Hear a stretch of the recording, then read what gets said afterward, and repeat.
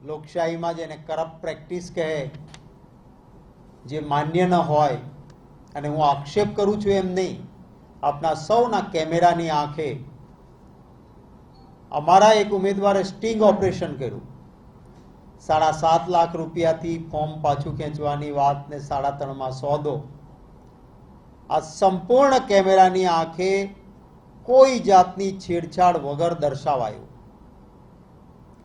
સ્પષ્ટ થયું કે ભારતીય જનતા પાર્ટી કઈ રીતની પ્રવૃત્તિ કરે છે.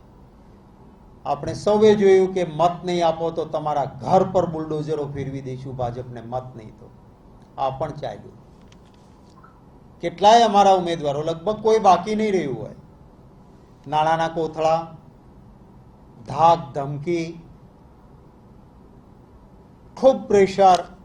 હું સલામ કરીશ મારા કોંગ્રેસ પક્ષના એ કાર્યકર્તા મિત્રોને કે આ બધાની વચ્ચે ખૂબ મજબૂતીથી, નિષ્ઠા અને પ્રામાણિકતાથી કોંગ્રેસના ઉમેદવારો ચૂંટણી લડ્યા છે. એમને અભિનંદન આપું છું.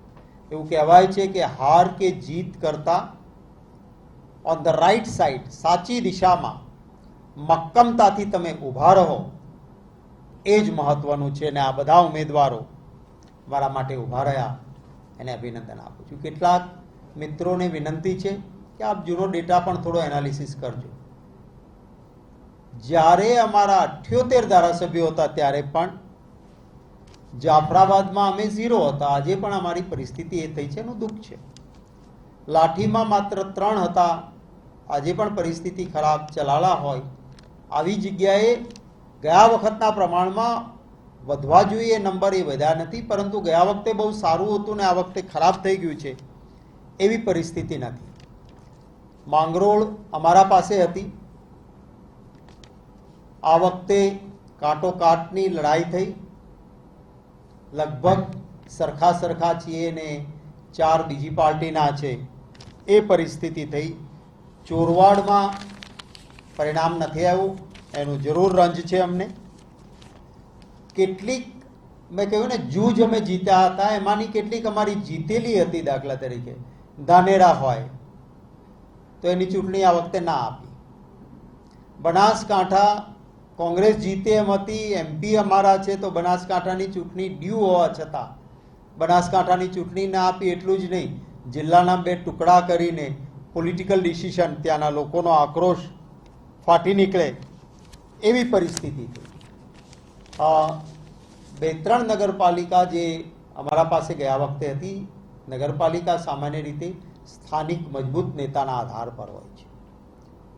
અને એ રીતે જોઈએ તો અમારા રાજુલામાં અમરીશભાઈ ડેર હતા, એ અગાઉ પણ ત્યાં નગરપાલિકાનું રાજકારણ કરતા જીતતા ના કારણે હતી. આજે અમરીશભાઈને ભારતીય જનતા પાર્ટીને જરૂર લાગી, છેતરીને લઈ ગયા. માણાવદર, વંથલી અને વિસાવદર અમારા 2 ધારાસભ્યો જવાહરભાઈ ચાવડા અને હર્ષદભાઈ રીબડિયા, એ બંને ત્યાં ગયા વખતે હતા, આ વખતે નથી. એટલે આવા સંજોગો પણ જ્યારે સમીક્ષા કરીએ છીએ ત્યારે જરૂર હું આપને કહેવા માંગુ છું. કેટલાક મિત્રો સતત એ વાત હું જોતો હતો કે ટીવીમાં ચાલે છે કે ઉત્તર ગુજરાત જે ગઢ છે ત્યાં કોંગ્રેસનો સફાયો થયો. સિદ્ધપુરની તાલુકા પંચાયતની પેટા ચૂંટણી હોય તો પણ અમે જીત્યા છીએ. જે સફાયાની આપ વાત કરતા હો તો ચાણસ્મામાં ગયા વખતે માત્ર 2 સીટ હતી 2018માં, એમાં વધારો થયો. હારીજમાં માત્ર 3 સીટ હતી 2018માં, એમાં પણ વધારો થયો. હા, રાંધણપુર સ્વીકારું છું કે રાંધણપુરમાં અમારી બહુમતી હતી, એ અમે આ વખતના પરિણામોમાં નથી આવ્યું. પરંતુ ખાસ કરીને પત્રકાર મિત્રોને પણ વિનંતી કરીશ કે થોડી ઇન્વેસ્ટિગેટિવ જર્નાલિઝમ કરજો. જે ભારતીય જનતા પાર્ટી સામાન્ય રીતે મુસ્લિમ બિરાદરોને એમ કહે કે મત તમારો ન આપતો અમારી મતપેટીઓ અભડાશે, આ વખતે એ ભારતીય જનતા પાર્ટીએ ઠેક ઠેકાણે ટિકિટો તો આપવી પડી, પણ કેવાને આપી એનું જરા વિશ્લેષણ કરશો તો ખબર પડશે કે કેવા એમના ઉમેદવારો મુસ્લિમ બિરાદરોને એમને ટિકિટો આપી હતી. એનો થોડો ઇતિહાસ ચકાસશો તો ખ્યાલ આવશે. કેટલીક જગ્યાએ અમારે સ્ટ્રેટેજીના ભાગરૂપે અમે લડીએ તો ભારતીય જનતા પાર્ટીને ફાયદો થાય એવું લાગ્યું. ત્યાં સ્થાનિક આગેવાનોએ કહ્યું કે અહીંયા અપક્ષ પેનલ આપણા સમર્થિત થાય છે, ત્યાં અમે એને સ્વીકારી. કેટલીક જગ્યાએ લાઇક માઇન્ડેડ પાર્ટીઝ સાથે કર્યું. કુતિયાણા અને રાણાવાવમાં અમારા સ્થાનિક મિત્રોએ ખાસ વિનંતી કરી કે જો આપણે લડીશું તો ભારતીય જનતા પાર્ટી જીતી જશે, આપણે નહીં લડીએ તો ભારતીય જનતા પાર્ટીને રોકી શકાશે. એમની વાતને સ્વીકાર કરીને રાણાવાવને કુતિયાણામાં અમે ઉમેદવારો રાખ્યા હતા. એ અમે છેલ્લે સ્થાનિક લોકોની લાગણીને માન આપીને અમે જતું કરેલું હતું. આકલાવમાં કોંગ્રેસ પક્ષ સમર્પિત પેનલ બહુમતીમાં છે, 14 એ ચૂંટાયા છે અને ભારતીય જનતા પાર્ટીના માત્ર 10 ચૂંટાયા છે. બાવળામાં ગયા વખતે અમારી પરિસ્થિતિ માત્ર 2ની હતી. આજે ભાજપ અને કોંગ્રેસ લગભગ સરખા છીએ. 13 કોંગ્રેસ, 1 અપક્ષ અને 14 ભારતીય જનતા પાર્ટી. તમામ જગ્યાએ ગયા વખતના કમ્પેરિઝનમાં પરિણામ નિરાશાજનક નથી.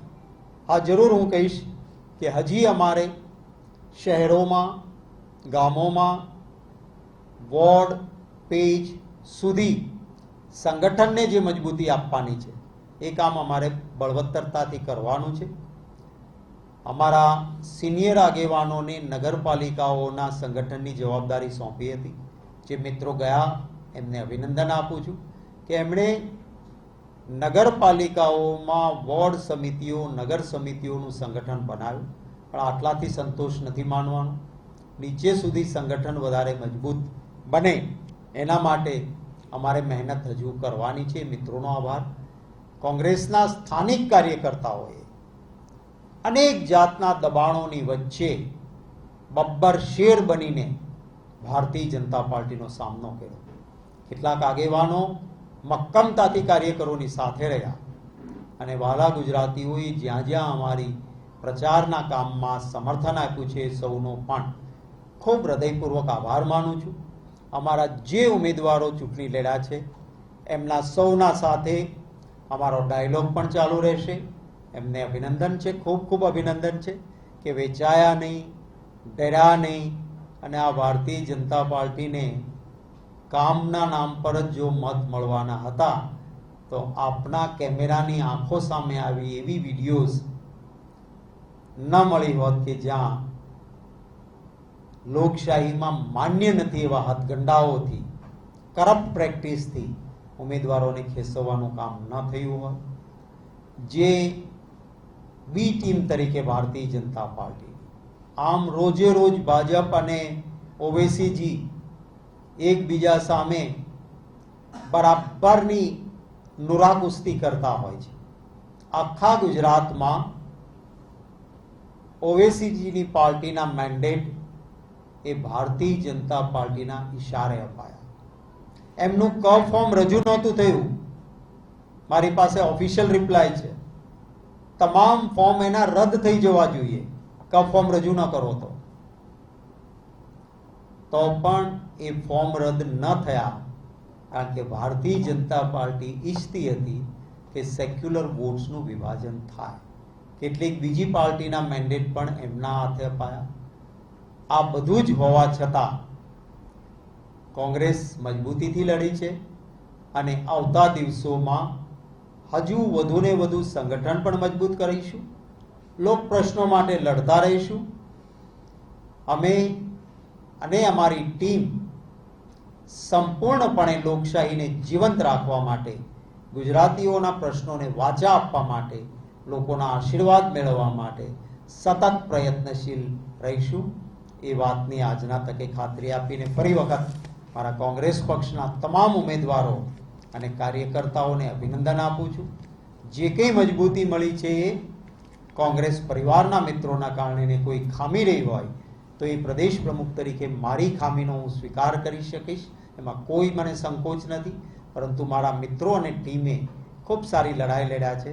એમને અભિનંદન આપું છું. આપના કોઈ સવાલો હોય તો એનું સ્વાગત રહેશે.